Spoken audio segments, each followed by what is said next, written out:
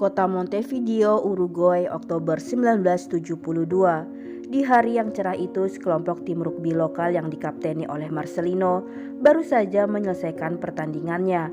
Meskipun mereka kalah dan menuding Roberto sebagai penyebabnya, tapi mereka terlihat tetap gembira dan solid. Kemudian Marcelino mengingatkan kawan-kawannya bahwa hari itu adalah iuran terakhir untuk mencicil biaya liburan mereka ke Chili. Beberapa di antara mereka berencana akan mengajak teman, bahkan anggota keluarganya. Salah satunya adalah Poncho yang dengan semangat mengajak sahabatnya bernama Numa. Lalu ada Nando yang mengikut sertakan adik serta ibunya dalam perjalanan ke Chili. Total terdapat 45 orang yang ikut dalam rombongan itu. Mereka menyewa sebuah pesawat pada tanggal 13 Oktober. Sebagian besar dari mereka adalah anak-anak muda yang baru pertama kali melakukan perjalanan jauh menggunakan pesawat terbang.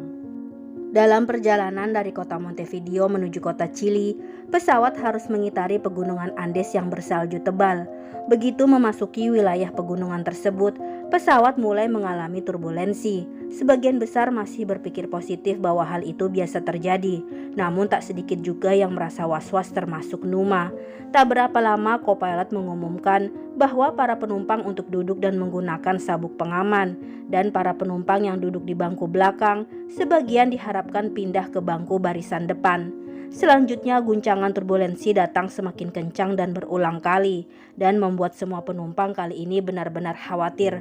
Setelah itu kondisi pesawat semakin tak terkendali, membuat situasi saat itu semakin mencekam. Kabut salju yang sangat tebal membuat pilot tak menyadari bahwa ia sudah berhadapan dengan gunung Andes. Pesawat itu pun menabrak tebing, lalu hancur terpisah antara badan dan ekor pesawat. Di antara 45 orang di dalamnya, 28 berhasil selamat dari kecelakaan pesawat itu. Beberapa orang mengalami cedera berat dan sebagian cedera ringan. Beberapa yang selamat saling membantu untuk menolong mereka yang terluka dan terjepit puing-puing. Hari pertama kecelakaan 13 Oktober saat itu, kondisi pesawat benar-benar hancur. Bahkan radio untuk panggilan darurat pun tak lagi berfungsi. Numa yang melihat pilot ketika itu masih tersadar, lalu mendekatinya. Sang pilot lalu berbisik pada Numa, "Semoga Tuhan menyertai kalian." Setelah berhasil selamat, 28 orang itu kini harus menghadapi begitu ekstrimnya dingin pegunungan Andes di malam hari. Mereka tidur saling berhimpitan di antara yang hidup dengan yang mati, mencoba mencari kehangatan supaya tetap bertahan hidup.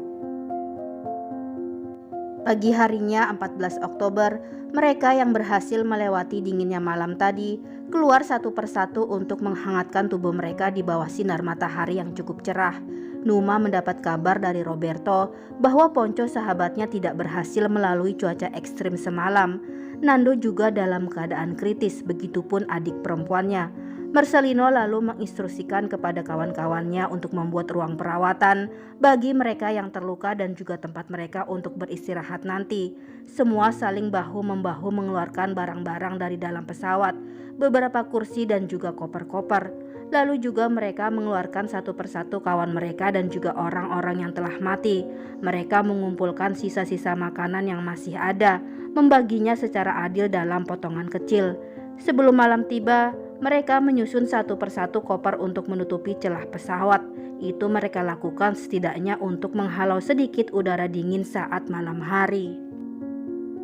Hari ketiga tanggal 15 Oktober. Nando yang sudah tersadar lalu bertanya tentang keberadaan sang adik. Roberto mengabarkan bahwa ibunda Nando telah tewas. Sejenak Nando teringat pesan ayahnya sebelum berangkat bahwa ia diminta untuk menjaga ibu dan adik perempuannya. Sementara itu Vito di luar berusaha membuat air minum dari butiran salju dengan menggunakan panas matahari. Numa dan yang lainnya juga terlihat membuat tanda X dengan menggunakan koper-koper yang disusun sedemikian rupa. Tak berapa lama terdengar suara pesawat melintas di atas mereka. Semua berteriak meminta pertolongan, tapi sepertinya pesawat itu tidak mendengar teriakan mereka sama sekali. Marcelino meyakinkan teman-temannya bahwa tim SAR akan segera datang. Mereka hanya perlu bertahan. "Lantas sampai kapan mereka kuat bertahan?" ucap salah seorang dari mereka. Roberto lalu menjelaskan bahwa manusia mampu bertahan 2 minggu tanpa makan, tapi di cuaca ekstrim seperti ini, kalori akan 3 kali cepat terbakar. Numa lalu mengusulkan agar mereka mencari ekor pesawat. Di sana ada radio yang bisa mereka gunakan untuk meminta pertolongan. Akhirnya Numa, Roberto, Vito, dan satu orang lagi memutuskan hendak mencari ekor pesawat. Setelah tak berapa lama mereka mendaki, Vito baru menyadari bahwa pesawat mereka benar-benar tak terlihat dari tempat di mana mereka berdiri saat itu. Pantas saja tim SAR belum berhasil menemukan mereka, ucap Roberto. Lalu dari kejauhan, Numa melihat longsoran salju dari salah satu puncak Gunung Andes. Khawatir terjadi apa-apa pada teman mereka, akhirnya mereka memutuskan untuk kembali. Genap 6 hari sudah mereka masih terjebak dalam situasi tak menentu, tanpa makanan dan selimut tebal, hanya tersisa biskuit asin, itu pun sudah habis kemarin malam. Perut lapar yang mereka rasakan membuat mereka mencoba makan apapun yang bisa mereka makan. Numa menyaksikan dengan mata kepalanya sendiri jika salah satu dari mereka terpaksa harus memakan koreng yang mengering dari luka-lukanya. Bahkan ada yang mau tak mau memakan tali sepatu dari sepasang sepatu salah satu mayat. Sebatang rokok pun juga akhirnya menjadi salah satu pilihan buat mereka makan. Numa mendapati air seninya kini mulai menghitam, dan Nando adalah orang yang paling sedih hari itu. Dalam pelukannya, ia harus kehilangan adik perempuan satu-satunya. Sementara itu Vito bercerita pada Roberto jika Nando mulai kehilangan akal. Nando mengusulkan agar mereka memakan daging dari tubuh teman-teman mereka yang telah mati. Roberto sepertinya setuju dengan ide Nando. Mereka butuh makan bila ingin tetap bertahan menyelamatkan nyawa yang mereka punya. Hari itu di hari ke-7 terjadi perdebatan yang cukup alot di antara mereka. Ide tentang memakan daging dari mayat teman mereka sendiri akhirnya tersebar dan sampai ke telinga Marcelino. Kelompok mereka pun terpecah menjadi 2 kubu. Marcelino, Numa, dan beberapa orang menolak dengan tegas ide tersebut. Mereka akan tetap bertahan tanpa makan apapun sampai tim SAR datang menyelamatkan mereka. Namun Vito, Roberto, dan beberapa yang lain setuju bahwa mereka harus makan untuk tetap menjaga kewarasan mereka. Vito dan Eduardo yang duduk di sebelahnya berkata bahwa mereka bisa memotong daging jasad-jasad itu. Kemudian Numa yang berstatus sebagai mahasiswa jurusan hukum berkata bahwa memakan mayat adalah pelanggaran hak asasi dan mereka bisa dipenjara. Akhirnya semua pun terdiam, tak ada yang berani menyanggah perkataan Numa. Hari ke-9 tanggal 21 Oktober. Setelah kematian adik Nando, kini tersisa 27 orang yang masih bertahan. Sudah beberapa hari ini sinar matahari mulai ditutupi oleh kabut salju yang cukup pekat di wilayah pegunungan Andes. Itu membuat suhu semakin ekstrim, dan dalam keheningan mereka yang kedinginan serta menahan lapar yang teramat sangat, Vito membuat sebuah pengumuman bahwa jika ia mati, ia memperbolehkan teman-temannya untuk memakan daging dari tubuhnya. Tak lama Eduardo pun mengucapkan hal yang sama, begitu juga dengan Roberto, dan selanjutnya hampir semua turut sepakat dengan Vito. Satu persatu pun keluar dari dalam pesawat. Kini hanya tersisa 5 orang yang bertahan dengan pendiriannya, termasuk Numa dan Marcelino. Dari balik jendela, Numa menyaksikan teman-temannya tersebut, tapi Numa tak lagi bisa melarang mereka. Rasa lapar yang mereka hadapi, ditambah bantuan yang entah kapan datang, membuat mereka tak punya pilihan lain. Tugas Vito dan Eduardo adalah yang terberat dan yang paling dihindari oleh semuanya. Mereka berdualah yang memilih jasad siapa yang akan mereka makan, dan mereka pula yang memotong daging-daging itu menjadi potongan-potongan kecil sebelum dibagikan kepada yang lain. Hari itu hari ke-10, saat cuaca mulai cerah, mereka menemukan sebuah koper yang terlontar keluar saat kecelakaan. Mereka berharap mendapatkan sesuatu yang bermanfaat. Sebuah radio kecil mereka temukan dari dalam koper itu. Sementara di sudut lain, Numa dan orang-orang yang masih bertahan tidak mau makan daging terus menatap ke arah langit, berharap bantuan akan segera tiba. Numa yang lelah akhirnya kembali ke dalam pesawat. Ia lalu didatangi oleh seorang kawannya yang bernama Pancho yang menyodorkan sepotong daging yang telah dibalut oleh salju. Tapi Numa tetap menolak. "Aku masih kuat," jawab Numa. Kemudian Numa dan orang-orang yang berada di dalam pesawat mendengar teman-teman mereka yang berada di luar saling berteriak histeris dan menangis.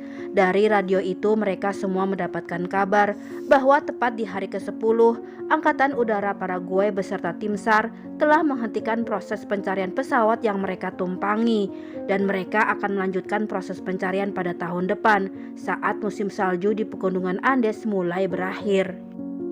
Kemudian Marcelino meminta maaf pada Numa dan beberapa orang yang bertahan tak mau makan daging sejak kemarin. Ia mengaku salah karena menyangka tim SAR akan datang. Marcelino lalu memerintahkan mereka untuk juga ikut makan daging seperti yang lain. Kita harus tetap hidup, kata Marcelino. Tapi Numa terlihat teguh pada pendiriannya. Ia tetap enggan untuk menyentuh daging itu. Akhirnya tanpa pamit dan persiapan apapun, Numa dan 2 orang lainnya nekat mencari ekor pesawat untuk menemukan aki agar mereka bisa menyalakan radio darurat di kokpit pesawat. Setelah tiba di sana, ternyata tak ada apapun yang bisa mereka manfaatkan. Hanya beberapa jasad teman mereka yang sudah tewas ketika ekor pesawat terbelah dari badannya. Saat itu akhirnya Numa dan teman-temannya terjebak dalam cuaca malam yang mengerikan. Saat pagi, Numa mendapati salah satu temannya yang bernama Gustavo tiba-tiba tak dapat melihat lagi. Beruntung mereka masih dapat kembali ke kelompok mereka saat itu.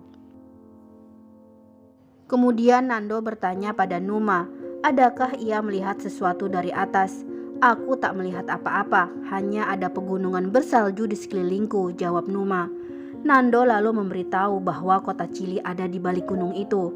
Kau harus makan Numa agar kita bisa ke Chili, ucap Nando. Nando lalu memberikan sepotong daging kepada Numa. Lama Numa hanya menatap potongan daging itu. Ketika malam, barulah Numa berani memakannya, itu pun sambil berurai air mata. Numa merasa harapannya untuk pulang sudah tidak ada, hanya Nando yang menguatkannya. Numa sering melihat Nando berlatih berjalan menyusuri salju yang tebal. Nando bertekad ingin pergi menuju Chili dan Numa ingin ikut bersamanya. Hari ke-17 di mana sudah 5 hari badai salju masih terjadi di wilayah Pegunungan Andes. Ketika mereka semua sedang berkumpul di dalam pesawat, saling tertawa bercerita tentang keinginan mereka saat pulang nanti, tiba-tiba longsoran salju menerjang hingga ke dalam pesawat dan menimbun mereka semua. Roy yang keluar berhasil lebih dulu, lalu menolong teman-temannya. Mereka saling menyelamatkan satu sama lain. Namun ketika beberapa di antara mereka sudah berhasil keluar dari timbunan itu, tiba-tiba longsoran salju kedua kembali menerjang mereka. Dari peristiwa itu 8 nyawa kembali terenggut, termasuk Marcelo, sang kapten. Kini tersisa 19 orang yang bertahan di dalam pesawat yang masih tertimbun salju itu. Hari ke-20, 4 hari sudah mereka terkubur. Dan selama 4 hari itu mereka pun terpaksa memakan daging dari tubuh teman mereka yang mati di dalam pesawat. Semua hampir menyerah, tapi kali ini tidak dengan Numa. Ia menggali gundukan salju tebal itu. Numa berhasil melihat langit. Monco yang bertubuh kecil diminta untuk keluar terlebih dahulu. Akhirnya mereka semua pun berhasil selamat hari itu. Harapan untuk pulang kembali ada di hati mereka. Selanjutnya semua bahu-membahu menggali salju yang menutupi badan pesawat agar mereka bisa kembali beristirahat di dalam. Saat itu terlihat Nando, Roberto, Numa, dan Eduardo membahas tentang rencana perjalanan mereka untuk menuju Chili. Roberto meminta untuk menunggu beberapa hari lagi sampai badai salju mulai jarang terjadi. Akhirnya tepat di hari ke-34 di mana salju mulai mencair, Gustavo mendorong Roberto untuk segera memulai perjalanan. Roberto adalah orang yang terkuat di tim mereka. Gustavo mengingatkan itu. Berjalanlah untuk kami semua, ujar Gustavo. Hari itu teman mereka yang bernama Arturo akhirnya tak mampu bertahan dari luka-luka yang ia dapatkan ketika kecelakaan pesawat. Kini tersisa 18 orang yang masih bertahan untuk tetap hidup. Kemudian di hari ke-36, 4 orang yang terdiri dari Roberto, Numa, Nando, dan Gustavo bergerak menjalankan misi mereka untuk mencari pertolongan. Dalam perjalanan itu, Numa akhirnya memilih menyerah dan kembali ke pesawat. Infeksi luka di kakinya akibat tergores pecahan kaca saat longsoran salju menerjang membuatnya tidak bisa menemani ketiga kawannya. Saat itu Vasco, salah satu dari mereka, akhirnya juga tak mampu bertahan. Kini tersisa 17 orang yang masih hidup dengan asa yang masih tersimpan di diri mereka. Tak berapa lama Nando, Roberto, dan Gustavo kembali. Mereka hanya mampu mencapai tempat di mana ekor pesawat berada. Tapi dari sana, 3 orang itu berhasil menemukan aki yang mereka butuhkan. Mereka juga menemukan beberapa botol minuman, rokok, dan juga coklat. Beberapa hari berlalu, Numa yang semakin lemah merasa dirinya tak berguna lagi. Panco berusaha menguatkan Numa, meminta Numa untuk makan daging yang kini tinggal tersisa sedikit sebagai persediaan. Tapi mereka semua tidak menyerah. Mereka pun menyempatkan diri untuk mengabadikan kondisi mereka dalam jepretan foto sebagai kenang-kenangan saat mereka pulang nanti. Di satu kesempatan, terlihat Numa berbicara kepada Nando jika ia mengizinkan teman-temannya untuk memakan jasadnya bila satu saat nanti ia mati. Tanggal 11 Desember, Numa mati dalam keadaan tertidur di pangkuan Gustavo. Mereka semua benar-benar berduka atas kepergian Numa. Numa meninggalkan pesan untuk kawan-kawannya bahwa tak ada kasih yang lebih besar daripada kasih seseorang pada sahabatnya. Membaca itu, Roberto langsung memutuskan bahwa ia besok akan berangkat memulai perjalanannya. Pagi itu dengan membawa perbekalan potongan daging yang cukup banyak, Nando, Roberto, dan Gustavo pamit kepada teman-temannya. Hari itu tepat hari ke-61 mereka memulai perjalanan mereka ke arah barat untuk menuju Chili. Bukan hal mudah bagi mereka orang yang awam dalam mendaki gunung es seperti pegunungan Andes, tapi Roberto, Nando, dan Gustavo pantang menyerah. Namun ketika mereka sudah berada di salah satu puncak pegunungan Andes, Nando dan Roberto terkejut bahwa sekeliling mereka hanya ada hamparan salju di puncak-puncak pegunungan Andes. Tak ada lembah yang mereka cari, tapi Nando yakin bahwa Chili ada di balik puncak gunung yang mereka lihat. Dalam 10 hari mereka pasti akan sampai, kata Nando. Roberto lalu mengingatkan Nando bahwa daging yang mereka bawa hanya cukup untuk 1 minggu. Akhirnya Gustavo memutuskan kembali ke pesawat untuk menghemat perbekalan yang akan digunakan oleh Nando dan Roberto. Tanpa memiliki peralatan mendaki yang memadai, Nando dan Roberto harus melanjutkan perjalanan mereka ke arah barat. Tibalah mereka di garis terakhir salju pegunungan Andes. Mereka sempat bermalam di lembah. Roberto terserang demam ketika itu karena harus memakan sisa-sisa daging yang mulai membusuk. Esoknya mereka minum sepuasnya dari aliran sungai yang mereka temukan. Saat itulah mereka melihat seorang pria penunggang kuda dari seberang sungai. Roberto memanggilnya, namun kebisingan sungai membuat komunikasi tidak mungkin dilakukan. Beruntung pria itu melemparkan selembar kertas dengan pensil yang digabungkan oleh sebuah batu. Lalu Nando menulis, "Aku berasal dari pesawat yang jatuh di pegunungan Andes. Aku orang Uruguay. Kami telah berjalan selama 10 hari. Aku punya 14 teman yang sedang menunggu dalam pesawat di atas sana." Berita itu pun akhirnya sampai di Angkatan Udara Chili. Mereka segera mengkoordinasi dengan pihak-pihak terkait. Kabar tentang 2 orang yang selamat dari kecelakaan pesawat di pegunungan Andes lebih dari 2 bulan lalu telah menyebar ke pihak pemburu berita. Pagi itu tepat 71 hari semenjak kecelakaan pesawat. Berita tentang Roberto dan Nando yang berhasil sampai ke Chili dengan selamat sampai ke telinga kawan-kawan yang masih setia menunggu bantuan dari atas pegunungan Andes. Kegembiraan benar-benar menyelimuti kelompok itu. Mereka pun bersiap untuk kepulangan mereka. Mereka berusaha menyisir rambut yang sudah 2 bulan ini tidak mereka lakukan. Mereka pun bergantian menyikat gigi. Di sudut lain, Gustavo tampak menyusun satu persatu kenang-kenangan yang tersisa dari teman-teman yang sudah mati. Gustavo akan membawanya pulang, karena bagi Gustavo, mereka yang telah mati adalah pahlawan bagi mereka yang berhasil hidup. Kemudian terlihat Roberto menguburkan sisa-sisa daging Numa yang masih ia simpan. Tanggal 22 Desember, Roberto menyaksikan Nando yang akan menjemput kawan-kawan mereka ke atas sana. Untuk terakhir kalinya, Vito menatap kembali bukti-bukti perjuangan mereka dalam mempertahankan nyawa di pegunungan Andes. 16 orang berhasil selamat. Kepulangan mereka disambut haru sekaligus sukacita oleh seluruh keluarga.